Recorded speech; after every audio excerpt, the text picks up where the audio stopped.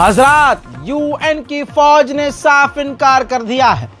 UN फौज के यानी UNSCIF के हेड ने कह दिया है कि इजराइल भले ही कुछ भी करता रहे, हम अपने स्टैंड से पीछे नहीं हटेंगे। इजराइल जो बार बार यूएन की मिलिट्री को लेबनान के बॉर्डर पर निशाना बना रहा है, वो कुछ भी करे, अंतर्राष्ट्रीय फौज पीछे नहीं हटेगी। दोस्तों, इजराइल को यह मुंह तोड़ तमाचा है और मुंह तोड़ जवाब भी। नेतन्याहू ने पूरी तरह से अपने खिलाफ हालात यूएन में बनता हुआ देखकर पलटी मार ली है और पलट गया है अपने कांड से। और नेतन्याहू ने कहा है कि हमारी सेना ने अंतर्राष्ट्रीय फौज को निशाना नहीं बनाया है। अब इसके बाद नेतन्याहू ने यह भी कह दिया है कि हम अंतर्राष्ट्रीय मिलिट्री से बात कर रहे हैं कि वो पीछे हट जाएं, लेकिन अंतर्राष्ट्रीय फौज ने पहले ही कह दिया है कि पीछे हम नहीं हटेंगे। वहीं मेरे दोस्तों, अरब से बड़ा गद्दार कोई है क्या? नहीं है। सऊदी अरब से बड़ा कोई गद्दार है क्या? मैं वहाँ की गवर्नमेंट की बात कर रहा हूँ। ये इतने बड़े दोगले हैं कुछ मुसलमान, उनको पता है कि मोहम्मद बिन सलमान की सरकार की बात हो रही है, लेकिन ये आ जाते हैं, अरे सऊदी अरब को गलत कह दिया, सऊदी अरब को कैसे गलत कह रहा तू। उनको पता होता है दोस्तों कि मैं उनके नाजायज़ बाप मोहम्मद बिन सलमान की बात कर रहा हूँ। लेकिन दोस्तों, ये उनकी नस्ल से हैं जिनके बाप दादा हुज़ूर पाक सल्लल्लाहु अलैहि वसल्लम को मैदान जंग में अकेला छोड़कर बकरियों की तरह पहाड़ों पर भाग जाया करते थे। फिर जंग के बाद कपड़े झाड़ते हुए आते, क्या रे हम तो नबी अल्लाह से झूठ बोल देंगे, इनको क्या ही पता चल रहा है। अरे हुजूर, हम तो वहाँ लड़ रहे थे, वहाँ पीछे लड़ रहे थे भाई साहब, बड़ी खतरनाक जंग हुई है। नबी अल्लाह देखो मेरे यहाँ लग गई, मेरे यहाँ लग गई, देखो हाँ कपड़े गंदे हो गए। और रसूल खुदा को सब पता था कि मुसलमान के भेष में हमारा अपना कौन है, गैर कौन है, लेकिन हालात को देखते हुए रसूल खुदा खामोशी इख्तियार करते थे। आज भी उनके ही चाहने वाले जो भगोड़े थे, उनके चाहने वाले ऐसी बात करते हैं, राजा भाई सऊदी अरब को कुछ मत कहो, तुम्हारा बाप सऊदी अरब को कुछ नहीं कह रहा है, तुम्हारे नाजायज़ बाप को मैं कह रहा हूँ, मोहम्मद बिन सलमान को। सुनिए, अब लेबनान में हालात ख़राब होता हुआ देखकर, हिजबुल्लाह को कमज़ोर होता हुआ देखकर अमेरिका और इजराइल को मैसेज दिया है मोहम्मद बिन सलमान की गवर्नमेंट ने कि हिजबुल्लाह और ईरान का इन्फ्लुएंस अब लेबनान में कम है, ये बेहतरीन मौका है कि वहाँ अरब देशों का रुतबा बढ़े और दबदबा बढ़े।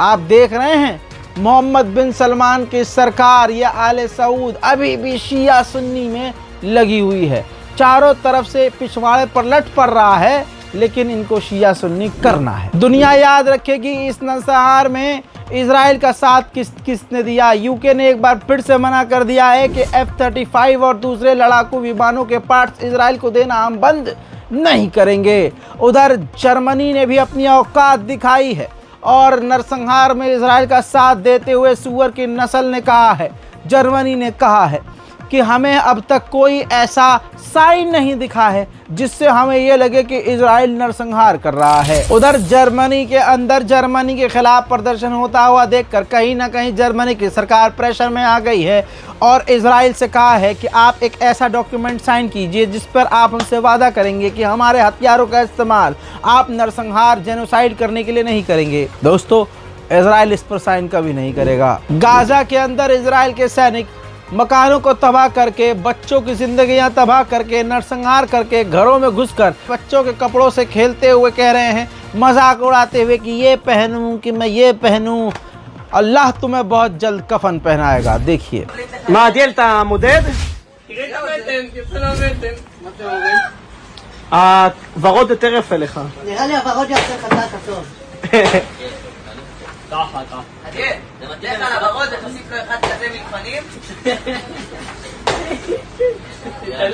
मुर्दा चूड़ी पहनकर हिजड़ों की तरह नाच करने वाले ग्रुप अरब लीग ने निंदा की है कि नॉर्थन गाजा को जो इजराइल काट कर अलग करने वाला है, हम इसकी निंदा करते हैं। ये सुअर झुंड सिर्फ निंदा करता रह जाएगा और मासूम कटते मरते रहेंगे। उधर इजराइल गाजा की सिविल डिफेंस पर लगातार बमबारी कर रहा है और आर्टिलरी दाग रहा है। देखिए جاهز الحمالة مدفعيه يا راجل. ايش استهداف سياره للاسعاف، استهداف السياره للاسعاف غير مدينه رفح بخلطيفه مدفعيه وعدد كبير من الاصابات في المكان.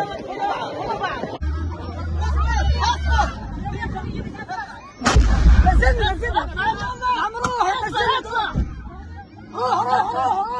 روح قتل.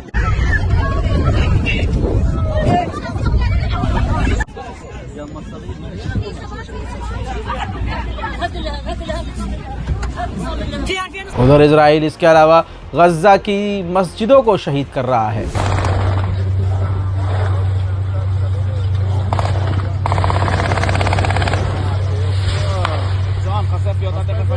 मस्जिद की गुंबद पर लगे हुए सितारे को तोड़कर जंगली सुअर अपने साथ ले जा रहे हैं। इसी तरह से इजराइल के सैनिक इलाके को बम लगाकर उड़ा रहे हैं।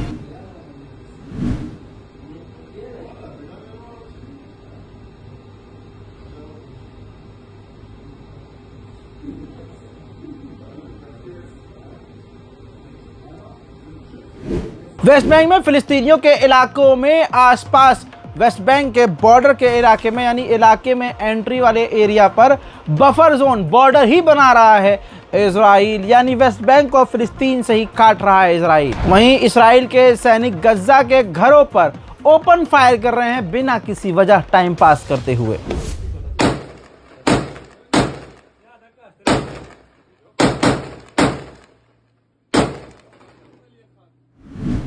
जो न्यूयॉर्क में अमेरिका में ज्यूस फॉर पीस संगठन के लोग, यहूदी संगठन के लोग फिलिस्तीन के लिए, गजा के लिए आवाज़ उठा रहे थे, उनको इजराइल के कहने पर अमेरिका की पुलिस ने गिरफ्तार कर लिया है।